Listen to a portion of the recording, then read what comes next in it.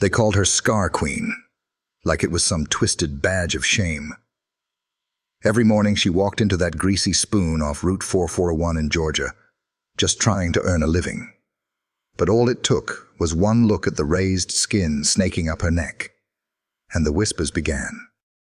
They mocked her gait, her silence, her scars.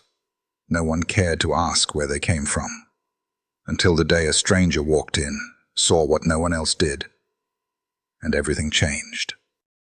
The men who once humiliated her fell silent. The woman they laughed at turned out to be someone no one expected. But why did it take so long for anyone to notice? And how many others are out there, wounded, invisible, still standing tall? If stories like this move you, don't just watch. Like, share, and subscribe. It helps these stories travel, and maybe, just maybe, change the way we see each other. The morning sun filtered through the dusty blinds of Jack's Southern Diner, striping the faded booths in pale gold. The place was already humming, the smell of bacon grease, the distant clatter of plates, and the low murmur of AM radio. Cassandra Lewis moved between tables with the ease of someone who'd done this job long enough to stop thinking. Her uniform was crisp, her posture quiet but proud, yet her left sleeve tugged lower than the right. Always. She wore her silence like armor. Customers didn't know her story. Some thought she'd been in a car wreck. Others said house fire. But no one dared ask. And Cassandra never offered. That suited everyone just fine. The world didn't want answers. It wanted comfort. Hot coffee, warm toast, and someone who wouldn't talk too much. Cassandra had worked the morning shift at Jack's for just over 3 years, long enough that the clink of silverware and sizzle from the flat-top griddle had become as familiar to her as a heartbeat. She never forgot an order, never made a fuss, just moved through the haze of coffee steam and southern drawls like a shadow that served and smiled when required, but never too much. Folks liked it that way. She gave them what they wanted: warm biscuits, clean napkins, and silence. The kind of silence that didn't make you feel guilty for not asking questions. She had the look of someone who had learned to disappear in plain sight. Her uniform was always pressed, collar stiff, shoes shined to a near-military gleam. She'd tug at her left sleeve every so often, subtly, like clockwork. Underneath, skin puckered and discolored, told a story most would never guess. Her hair, tied back tight, revealed the faint outline of another scar, just behind her ear. Thin and white like a ghost of the past, but no one ever asked. They just assumed, filled in the blanks with whispers about fire or bad luck. That suited Cassandra just fine. She wasn't hiding out of shame. She was surviving by staying small, and in a town like Larkin, Georgia, small was safe. The calm didn't last. It never did when the Braddock crew came in. They showed up like they owned the place, 4 of them, thick boots stomping across the linoleum, voices rising above the country music, humming from the dusty speakers. Rough-handed men from the pipeline project outside town.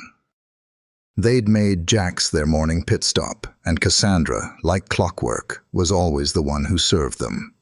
"Morning, Scar Queen," one of them barked before his boots even cleared the entryway. The others chuckled, nudging each other as they slid into their usual booth near the window.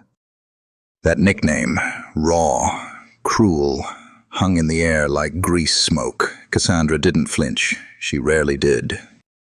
She walked past their table with practiced indifference, her face blank as if their voices never reached her ears. The leader, Brent, leaned back in his seat and stared at her as she passed. "Still dragging that leg?" "Damn, girl, you move like you're 90. Cassandra kept walking. She grabbed a fresh carafe of coffee without a word. Her steps were steady, her grip firm.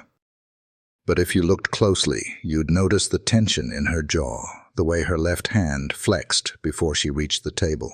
"Don't spill it on me," said another, smirking. "That arm of yours looks like it's been through a blender."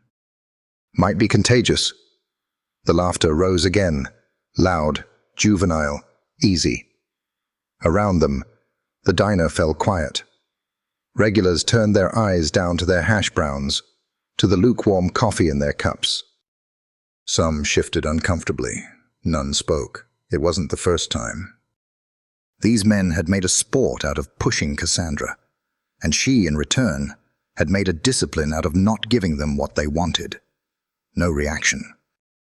No bite, just professional courtesy and silence so thick it bruised. She reached their table, refilled mugs one by one, her expression unmoved. Brent took a slow sip, eyes locked on her scarred arm as she poured. "Tell me something, sweetheart. You get those in a meth lab. Or did your ex just not like the way you looked one day?" Even that didn't break her. Cassandra straightened, set the carafe down, and took out her notepad. "Usual orders?" she asked, voice even, like she was reading a recipe off the wall. They laughed again, because they thought they won. Because in their minds, silence meant weakness. What they didn't realize, what no one in that diner seemed to, was that it wasn't silence. It was restraint, and restraint, like scars, often comes from war. Cassandra turned away from their table without missing a step, but her grip on the notepad tightened just enough to leave faint creases in the paper. She walked back to the counter, set down the carafe, and let her hands fall to her sides for a moment. No sigh, no eye roll. Just a stillness that hung on her like armor. Behind the counter, Rita, the part-time cashier with hair the color of cigarette ash, watched her with something close to concern. But Rita didn't speak. She never did. Not because she didn't care, but because she knew Cassandra wouldn't answer. Not today. Not any day. Cassandra moved back to the kitchen window and called in the orders with the same calm cadence she always used, as though nothing had happened. Then she turned, leaned briefly against the wall near the soda machine, and allowed herself to breathe. Just for a second her eyes closed, and in that breath the diner vanished. She was back in the dirt outside Fallujah. The air thick with smoke and heat. Screams in the distance, radios crackling with static and panic. She was 27, boots sinking in blood-soaked sand, her arms wrapped around the broken body of a Marine with shrapnel in his chest. Her own skin already burning, she'd refused to drop him. She remembered shouting over the roar of gunfire, telling him to stay with her, that help was coming. She remembered the way his blood soaked through her sleeves, how his breath rattled like a broken fan blade, how the world seemed to narrow into the space between one heartbeat and the next. And then it snapped back. The kitchen bell dinged, eggs and bacon up on the counter. Cassandra opened her eyes. Just a moment had passed. The smell of scorched coffee replaced the smell of dust and blood. The diner's chatter returned in faint waves, and the men at the booth were still laughing, still oblivious to the war that lived inches beneath her skin. She picked up the plate and walked it to their table. As she set it down, one of the men chuckled and said, "Bet you've seen some things, huh?" She didn't answer. Not because she hadn't, but because if she opened her mouth, the flood would come. So she gave them the only thing she could, silence wrapped in steel. And they mistook it, once again, for surrender. The front door opened with a soft jingle, just as Cassandra was wiping down a corner booth near the window. She didn't look up. Customers came and went. Most didn't notice her beyond the plate in front of them. She preferred it that way. But the man who entered next wasn't like most. He stepped through the doorway with the slow, measured pace of someone who scanned every room he walked into, out of habit, not anxiety. His boots were dusty, jeans creased from a long drive, and a faded olive cap rested snug over close-cropped hair that had gone mostly gray. The emblem on the cap, USMC, was threadbare but unmistakable. Henry McCall had been on the road since before dawn, driving south from North Carolina. He hadn't meant to stop in this town. But hunger, and something harder to name, pulled him off the highway. There was something familiar about small-town diners. Same cracked stools, same burnt coffee, same smell of grease and memory. He liked that. It felt solid. He chose the booth near the window, 3 tables down from the crew still joking about Cassandra's limp. He didn't look at them long. His eyes tracked the room, then settled on her, just for a second too long. He noticed the way she carried herself, not hunched or timid, but centered, like someone trained to move efficiently through chaos. He noticed the symmetry of her steps, the subtle favoring of her right side. And when she bent slightly to collect an empty plate, her left sleeve shifted just enough to expose a faded tattoo, one barely visible through scarred skin. Henry's breath caught. He blinked, looked again. It was only a partial glimpse, but he knew that pattern. A triangle formation, the numbers 3 and B, half obscured by a scar that ran like a bolt of lightning across her forearm. His fingers twitched unconsciously toward his own sleeve, where the same symbol once lived. Cassandra approached his booth without noticing the change in his posture. "Coffee?" she asked, voice low, practiced. "Please," Henry replied, eyes still fixed on her arm. "And thank you." She looked up, just briefly, and their eyes met. There was a pause, subtle, weighted. Then she nodded once and turned away to fetch the coffee pot. Henry stared after her, his heart pounding harder than it had in years. He hadn't seen her face before. But that bearing, that tattoo, he had seen her before, and he had bled in her arms. As Cassandra returned with the coffee pot, the diner's background noise seemed to fade, replaced by the heavy thud of Henry's heartbeat in his ears. She reached across the table to refill his cup, her sleeve riding up again. This time, the light caught it perfectly, the edges of the ink peeking through the burn. 3rd Medical Battalion, Bravo Company. Henry didn't speak at first. He just stared at it, stunned by the familiarity, the sudden collision of memory and reality. He had lived with that symbol buried deep in his past, surrounded by pain, sand, and the scent of antiseptic in field tents. And now, it stared back at him from the arm of a quiet waitress in a roadside diner. "Ma'am," he said, his voice low as she finished pouring. "Where'd you serve?" Cassandra froze for half a second. It was imperceptible to most, nothing more than a pause in motion, but Henry saw it. Her hand tightened slightly around the handle of the pot. Her eyes didn't meet his. "2 tours," she said evenly. "Iraq, 2004 to 2007. Henry felt his throat go dry. "Were you in Fallujah, Bravo Company?" Her eyes finally met his, and in them was a flicker, something cautious, something searching. "Yes." He exhaled slowly, hands now shaking, but not from age. "Corporal Henry McCall," he said, voice trembling. "Convoy ambushed near Route, Michigan, November 06, IED blast." I was bleeding out. Chest wounds. I remember a medic, scarred hands, calm voice, kept telling me I wasn't going to die. Cassandra's face shifted. Not surprise, recognition. "You kept asking if your driver made it," she said quietly. "You were trying to sit up with half a lung collapsed." Henry laughed softly, then blinked away tears. "That was you. You saved me."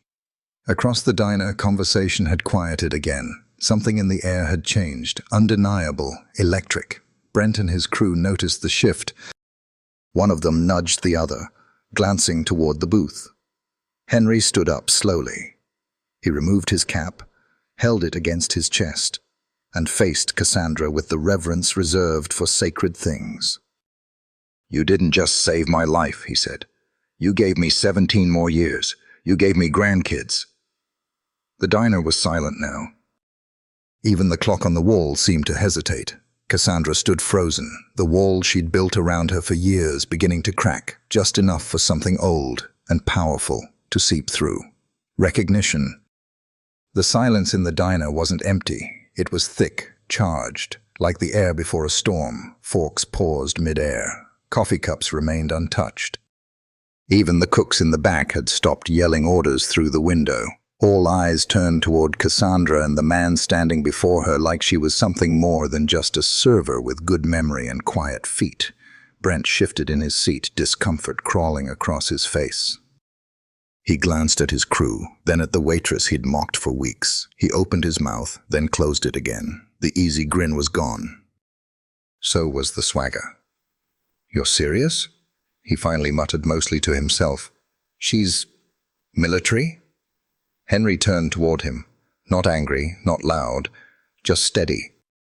"She's not just military. She's a combat medic who saved men like me when everything around us was burning. She put her body between us and a blast." He looked at Cassandra again.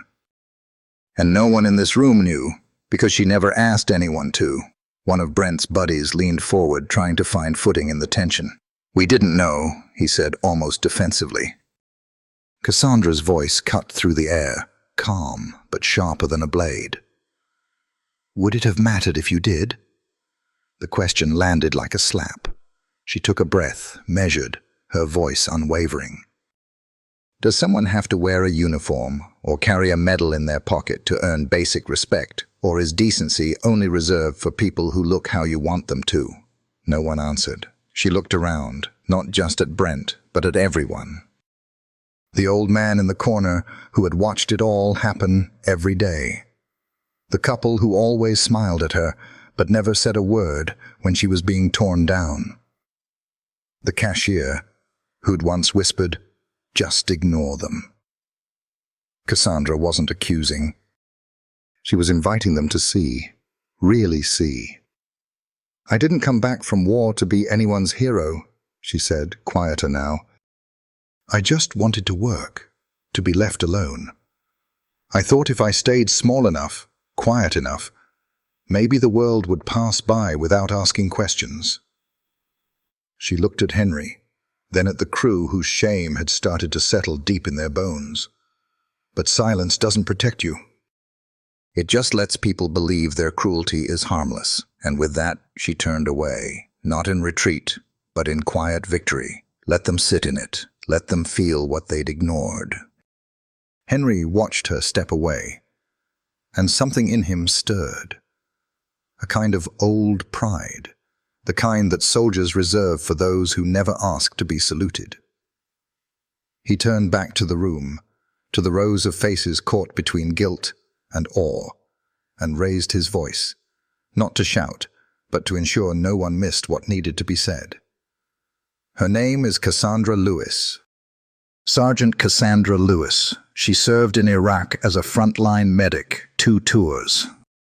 She's the reason I'm alive, and probably the reason a dozen other men made it home to see their kids." He paused, holding up his worn Marine cap, his hands unsteady, not from age, but from reverence. "You all walk into this diner every morning and see a waitress. You think that's all there is? You see scars and build a story that makes you feel better about ignoring her. But those scars, they're earned. They're proof she stepped into hell so others wouldn't have to die there." Behind the counter, Rita was now openly crying. A trucker at the far booth set down his fork and stared blankly at his half-eaten pancakes. Even Brent's crew, cocky and loud just minutes ago, sat still, like schoolboys after being caught cheating on a test. Brent stood slowly. "Ma'am," he said, his voice rough, cracking. I didn't know. What I said, it was wrong." Cassandra turned back, her face unreadable. Brent looked at her with the kind of discomfort only a man confronted by his own ignorance could feel. "If I had known you were a veteran," she cut him off, not unkindly but firmly. "Would it have changed the way you treated me?" He looked down. "I don't know." She nodded once, softly. "That's the problem." Henry stepped beside her then, grounding the moment with his presence. He didn't touch her, didn't need to. He just stood there like a post in the storm, someone who knew what she carried because he had once carried it too. "You've done more than enough," he said to her gently. "You don't owe anyone explanations." But Cassandra's gaze lingered on the room. "No," she said quietly. "Maybe I don't. But if I don't speak now, then they'll never learn what silence costs the people who live in it." And in that instant, the weight shifted. The room was no longer looking at a waitress with scars. They were looking at a woman who had walked through fire and returned to serve them breakfast. The next morning, the air in Jack's southern diner felt different, like something unspoken had settled into the walls overnight. The regulars were quieter. The laughter had lost its edge. Even Brent and his crew sat at their usual booth with stiff backs and lowered voices, nursing their coffees like penitents at a silent mass. Cassandra arrived just before 6, as she always did. She walked through the door with the same deliberate grace, her uniform pressed, her shoes clean, her scars unhidden. But this time, something had changed. She wasn't shrinking. She wasn't pulling down her sleeve. She moved like someone who had reclaimed space. Bob, the owner, stepped out from the kitchen as she clocked in.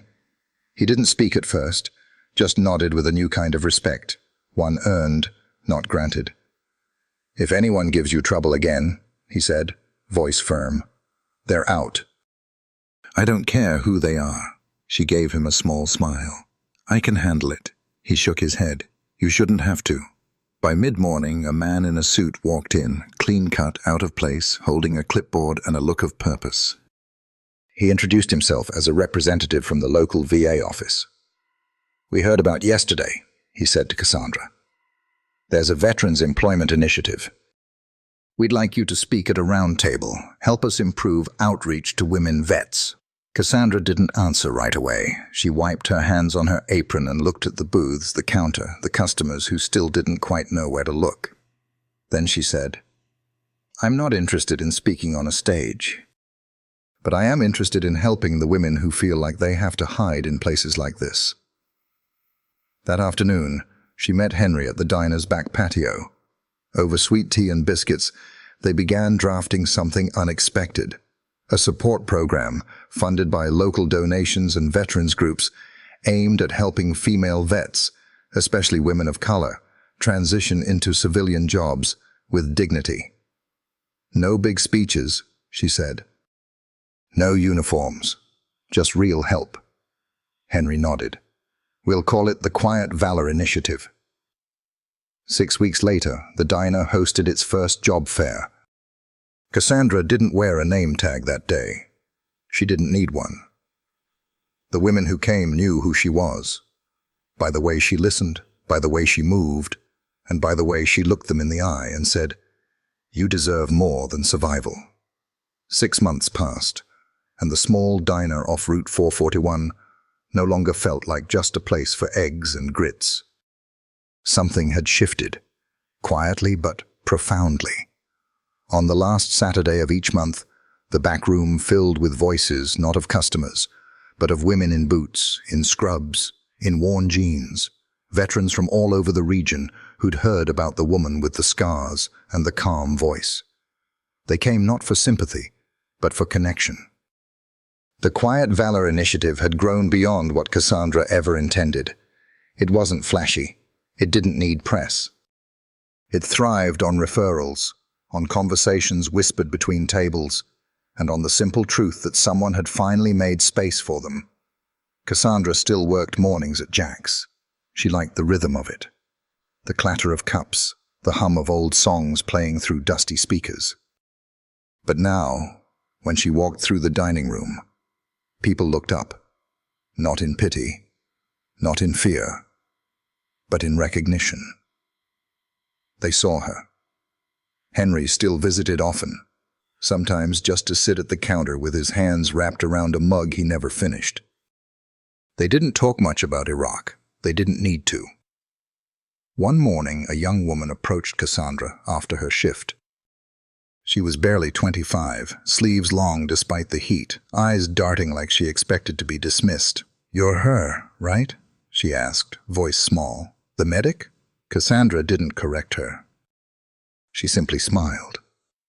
The young woman hesitated, then added, "I didn't think people like us could still matter once the war ends." Cassandra placed a gentle hand on her shoulder and said, That's when we matter most. Outside, the Georgia sky stretched wide and quiet, as if holding its breath. And somewhere beneath it, a woman with burned scars and steady hands kept rewriting what strength looked like. Not with speeches, not with medals, but with presence. But she had no need to be seen. She had simply chosen not to be invisible anymore.